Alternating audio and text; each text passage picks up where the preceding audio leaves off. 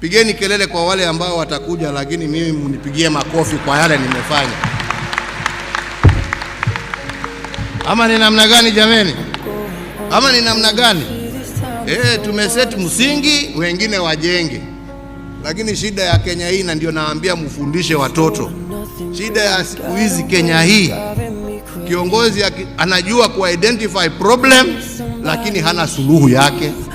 So akiona kwa gazeti leo, unamuona kwa press conference, bei ya mahindi, bei ya mafuta. Sasa jameni, unatafuta uongozi, si kwanza utengeneze ile ambao uko nayo.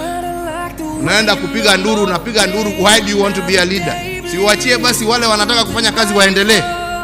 Ama ni namna gani? Msiniletee bana.